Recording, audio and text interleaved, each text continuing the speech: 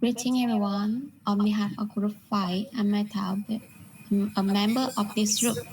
Today, we are going to talk about the topic is called Royal Scandal in Modern Britain. As we can see, royal scandals have always surrounded the British monarchy, not because the royals are special, but because they are human. From romantic affairs to controversial interviews, these stories show how the monarchy has tried to keep uh, its dignity and relevance from a modern world. Instead of just focusing on what happened, we will explore what this scandal tell us about royal family relationships with power, the media, and public opinion. And that brings us to the next part. What exactly is a royal scandal? The first is more than just a personal mistake. When a member of the royal family acts against what the monarchy stands for dignity, loyalty, and tradition, this moment becomes national news because private choice conflict what the public expect from a royal image. In short, when private behavior contradicts royal values, it's come a scandal, and that's what makes it so fascinating to the public. And that's the end of my part. And the next part is Hello everyone, my name is Wang Thao. Now I will talk about why is this topic important. We chose this topic not only because it's dramatic and engaging, but also because it shows how power, media, and human relationships work inside one of the most followed family in the world. Rosa's story reveals the tension between perfect royal image and the real human flaws. They also reflect how society changes, especially in values like gender equality, privacy, and morality. Besides, this story allows us to see how people curiosity and the media power can shape public perception. Sometimes media racial event affects the personal life and the decision of browser member. Through this topic, we can see how traditional and modern media interact, how the machinery adapt to social change, and how it still play a symbolic role in culture and public opinion today. And this is end of my past presentation. Now I will invite my member to continue. Okay, hello everyone, my name is Dunwin Yu, and now I would like to continue our presentation with the royal scandals in modern Britain. Our first scandal changed history itself. King Edward VIII gave up the throne to Mary Wallace Simpson as American divorcee. It was shocking because it went directly against the royal code of duty before desire. His abdication symbolized a new Britain, one where individual freedom started to outweigh old traditions. Decades later, the fairy tale marriage of Prince Charles and Princess Diana turned into public heartbreak. Their personal conflicts, both broadcast worldwide, exposed how trapped royal life could be behind the palace walls. And Diana's honesty about her struggles made her a cultural icon, and for the monarchy to confront emotions it had long hidden. And then came the scandal of Prince Andrew, accused of involvement in a major legal case. This was no longer about romance, but reputation and morality. It reminded the world that in modern Britain, loyalty is not about accountability.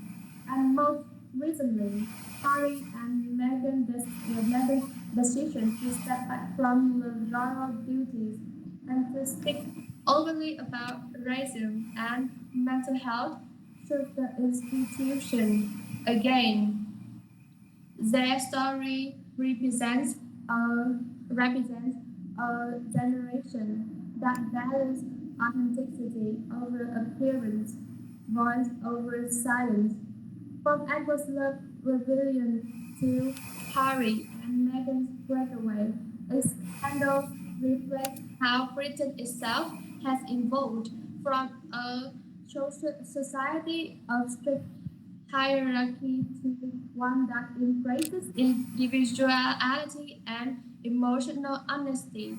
And as we can see, these scandals have not only exposed the royal family's vulnerability, but also left deep marks on how people view the monarchy today. We listen to the next part from my quote, the impact of these scandals on modern British society and royal reputation.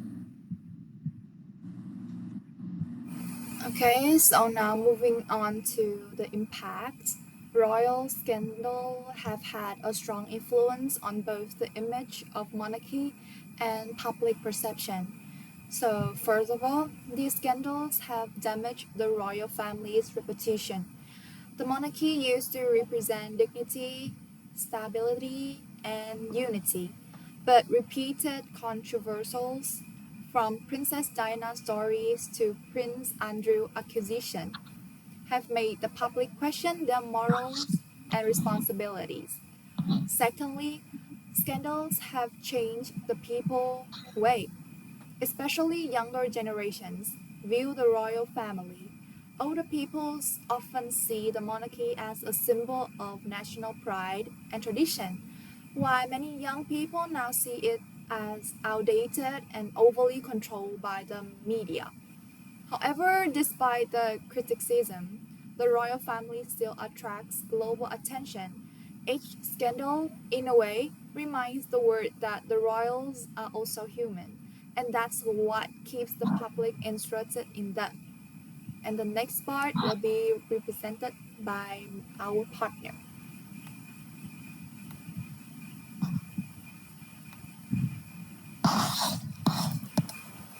Everyone, my name is Michael, and now I will present the role of media and public perceptions. The media not only report scandals, but also created them. In the 1980, tabloids followed the royal family everywhere, and they were searching for script and to attack readers. But now today, social media spread rumors and opinions instantly, and everyone can post and reach millions. And the royal family now use the media too. They're sharing their own story on websites, YouTube, and Netflix, like the movie Meghan and Harry in Netflix series. Before, Buckingham Palace controlled their image, but now the internet and the public shape it. More and overall, media can build or destroy even the royal family image. And next, I will invite my group member to present next part.